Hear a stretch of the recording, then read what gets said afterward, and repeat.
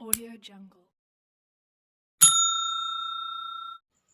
Hello दोस्तों, नमस्कार। एक और नई वीडियो में आपका स्वागत है। और साइंस बायोलॉजी टॉपिक वाइज हम यहाँ पर कुल 15 क्वेश्चन देखने वाले हैं साथियों। ये सीरीज है 4 नंबर वाली और मानव शरीर से संबंधित महत्वपूर्ण प्रश्नोत्तरी है ह्यूमन बॉडी एमसीक्यू सीरीज। चलिए दोस्तों, वीडियो को शुरू करते हैं बिना देरी किए हुए। और चैनल पर अगर पहली बार देख रहे हो तो चैनल को सब्सक्राइब जरूर करें, क्योंकि मैं इसी तरह का कंटेंट आप सबके लिए लेकर आता रहता हूँ। और ये सीरीज सभी विद्यार्थी मित्रों के लिए महत्वपूर्ण है। 10th वाले भी इस वीडियो को देख सकते हैं और 12th वाले भी इस वीडियो को देख सकते हैं। और कॉम्पिटिटिव एग्ज़ाम की तैयारी करने वाले सभी मित्र इस सीरीज़ को आप ज़रूर देखें। तो ये सीरीज सबके लिए महत्वपूर्ण है साथियों।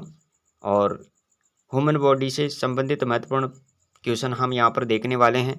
यहाँ से कई प्रतियोगी परीक्षाओं में क्वेश्चन बनते हैं जो हम इस वीडियो में देखेंगे।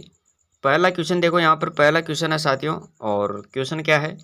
मानव शरीर में पाए जाने वाले अमीनो अम्लों की संख्या कितनी होती है? ये सामान्य सा क्वेश्चन है।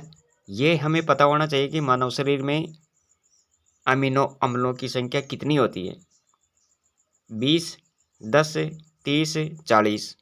तो मानव शरीर में पाए जाने वाले अमीनो अम्लों की संख्या कितनी होती है साथियों? तो यहाँ पर आपको याद रखना है 20। विकल्प ऐसा ही हो जाएगा। यहाँ पर अमीनो अम्लों की संख्या कितनी है? 20 है। इसके साथ देखो यहाँ पर दूसरा क्वेश्चन क्या है? क्वेश्चन है, शरीर में रुधिर परिसंचरण के बारे में बताने का श्रेय किसको जाता है? William Harvey, Robert Hooke, Robert brown, अरस्तु। चारों विकल्प में से आपको बताना है कौन सा सही विकल्प है। तो दोस्तों याद रखिएगा, इसका सही विकल्प ए होगा, विलियम हार्वे। शरीर में रुधिर परिसंचरण के बारे में बताने का श्रेय किसको जाता है? विलियम हार्वे को जाता है साथियों। यह भी क्वेश्चन महत्वपूर्ण है। अगला क्वेश्चन देख लेते हैं और वीडियो को लाइक ज़रूर करें अगर यह सीरीज पसंद आ रही है तो। शरीर में रक्त का संग्रहण होता है। शरीर में रक्त का संग्रहण किस में होता है? यकृत में, प्लीहा में, अस्थिमज्जा में, हृदय में। तो शरीर में रक्त का संग्रहण कहाँ पर होता है? यहाँ आपको याद रखना है साथियों, सही विकल्प हो जाएगा यहाँ पर बी। विकल्प बी में क्या है? प्लीहा है साथियों। शरीर में रक्त का संग्रहण कहाँ पर होता है? प्लीहा में होता है। चौथा क्वेश्चन देखो यहाँ पर, शरीर में रक्त का निर्माण होता है। शरीर में रक्त का निर्माण किसके द्वारा होता है? किसकी अहम भूमिका होती है? अग्नाशय में, हृदय, अस्थिमज्जा में, उपरोक्त सभी। शरीर में रक्त कहाँ पर बनता है, यही आपको यहाँ पर बताना है।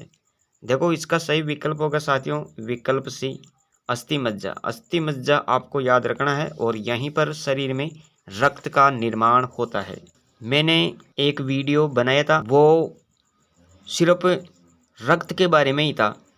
उसमें रक्त से रिलेटेड महत्वपूर्ण फैक्ट थे और उसे आप ज़रूर देखें। मैं यहाँ पर लिंक लगा दूंगा वीडियो के डिस्क्रिप्शन में, तो उसे भी आप देख सकते हैं। कंप्लीट रक्त के बारे में अच्छे तरीके से समझाया गया है। फुल वीडियो है दोस्तों वो, तो उसे आप देख सकते हैं। चलिए दोस्तों, पांचवा क्वेश्चन देखते हैं यहाँ पर। और क्वेश्चन क्या है? रक्त होता है, रक्त अम्लीय होता है, उदासीन होता है, क्षारीय होता है, उक्त कोई नहीं। तो रक्त क्षारीय होता है, ये आपको याद रखना है। यहाँ पर विकल्प सी सही होगा, क्षारीय याद रखें। 6 नंबर का क्वेश्चन देखो, शरीर का कौन सा अंग रुधिर बैंक कहलाता है? शरीर का कौन सा अंग रुधिर बैंक कहलाता है, वह आपको यहाँ पर बताना है। प्लीहा, वक्र, हृदय, यकृत। शरीर का कौन सा अंग रुधिर बैंक कहलाता है? तो दोस्तों देखो यहाँ पर आपको याद रखना है, इसका सही विकल्प होगा ए, प्लीहा। प्लीहा आपको याद रखना है और इसे रुधिर बैंक कहते हैं। विकल्प ए। 7 नंबर का क्वेश्चन देखते हैं। क्वेश्चन है यहाँ पर, शरीर में रक्त की मात्रा होती है। शरीर में रक्त की मात्रा कितनी होती है? 1.5 लीटर, 4 से 5 लीटर, 15 लीटर, 10 लीटर। तो शरीर में जो रक्त की मात्रा होती है वो लीटर में देखें तो यहाँ पर आप याद रखेंगे औसतन 4 से 5 लीटर तक होती है। विकल्प भी आपका यहाँ पर सही होगा। 8 नंबर का क्वेश्चन देखो, इस क्वेश्चन का सही विकल्प क्या होगा? दांतों और हड्डियों को स्वस्थ बनाए रखने का कार्य किसका होता है? वह कौन सी विटामिन है? Vitamin D, vitamin C, vitamin A, vitamin B12। यहाँ पर आपका सही विकल्प ए होगा साथियों। और विटामिन कौन सी होगी? Vitamin D. ये आपको यहाँ पर याद रखना है। अगला क्वेश्चन देखो, यहाँ पर शरीर निर्माण करने वाले भोजन में प्रचुरता होनी चाहिए। शरीर का निर्माण करने वाले भोजन में प्रचुरता किसकी होनी चाहिए? किसकी अधिकता होनी चाहिए? वसा की, प्रोटीन की, कार्बोहाइड्रेट की, खनिजों की। तो शरीर निर्माण करने वाले भोजन में प्रचुरता किसकी होनी चाहिए? यहाँ पर आप क्या याद रखेंगे साथियों? विकल्प बी सही हो जाएगा। यहाँ पर विकल्प बी में आपको याद रखना है प्रोटीन। प्रोटीन की प्रचुरता होनी चाहिए भोजन में शरीर निर्माण के लिए। तो ये विकल्प बी आपका यहाँ पर करेक्ट होगा साथियों।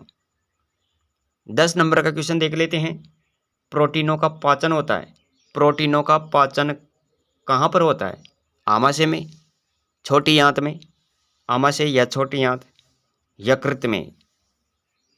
तो यहाँ पर आप दोनों ही जगह याद रखेंगे, आमाशय व छोटी आंत। विकल्प सी सही होगा आपका यहाँ पर। अगला क्वेश्चन देखो, यहाँ पर हमारे शरीर में बनने वाला विटामिन कौन सा होता है? हमारे शरीर में कौन सा विटामिन बनता है, ये आपको यहाँ पर बताना है। Vitamin A, vitamin E, vitamin D, vitamin C. हमारे शरीर में बनने वाला विटामिन होता है दोस्तों, यहाँ पर आपको याद रखना है विटामिन क्या? Vitamin D. विकल्प सी सही होगा यहाँ पर। हमारे शरीर में बनने वाला विटामिन कौन सा है? विटामिन डी है। ये आप यहाँ पर याद रखेंगे साथियों।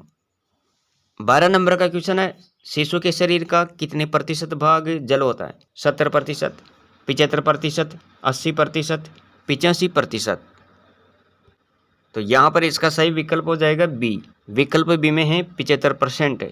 75% आपको याद रखना है। विकल्प बी करेक्ट होगा। शिशु के शरीर का 75% भाग जल होता है।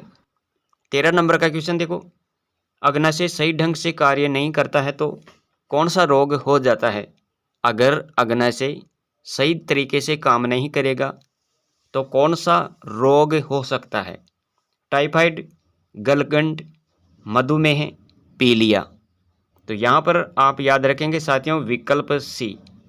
विकल्प सी में क्या है? मधुमेह। अग्नाशय सही ढंग से काम नहीं करेगा तो शरीर में मधुमेह रोग उत्पन्न हो सकता है। विकल्प सी आपका यहाँ पर करेक्ट। 14 नंबर का क्वेश्चन देख लेते हैं। और क्वेश्चन क्या है? अंगुलियों की जन्मजात अनुपस्थिति क्या कहलाती है? एसिस्टिया, एडेक्टिलिया, एंग्लोसिया, एलोपीसिया। इसका सही विकल्प बी। विकल्प बी आपको यहाँ पर याद रखना है। विकल्प बी में क्या है? एडेक्टिलिया। एडेक्टिलिया याद रखना है यहाँ पर। अंगुलियों की जन्मजात अनुपस्थिति क्या कहलाती है? एडेक्टिलिया। इसके बाद में देखो, आज की सीरीज का हम यहाँ पर लास्ट क्वेश्चन देख लेते हैं। लाल रक्त कणिकाओं का जीवन काल कितना होता है? दिनों में बताना है। लाल रक्त कणिकाओं का जीवन काल 10 दिन, 100 दिन, 120 दिन, 1200 दिन। इसका सही विकल्प होगा साथियों यहाँ पर विकल्प सी। याद रखें यहाँ पर 120 दिन। लाल रक्त कणिकाओं का जीवन काल कितना होता है? 120 दिन होता है। ये आपको यहाँ पर देखना है। तो दोस्तों ये थी आज की सीरीज जिसमें हमने कुल 15 क्वेश्चन यहाँ पर कवर किए हैं। साइंस बायोलॉजी से रिलेटेड क्वेश्चन, ह्यूमन बॉडी से संबंधित, मानव शरीर से संबंधित महत्वपूर्ण प्रश्नोत्तरी के कुल 15 क्वेश्चन हमने यहाँ पर कवर कर लिए। और ये सीरीज है 4 नंबर वाली। तो दोस्तों आज के लिए इतना ही। और चैनल पर अगर पहली बार देख रहे हो तो चैनल को सब्सक्राइब जरूर करें और बेल आइकन पर भी क्लिक कर दे ताकि जो भी अपडेट हम आपके साथ शेयर करें उसकी सूचना आप तक पहुंच सके सबसे पहले। तो मिलेंगे अगली वीडियो में। और ये क्लास अपने मित्रों तक भी शेयर करें। आज के लिए इतना ही। Thanks for watching.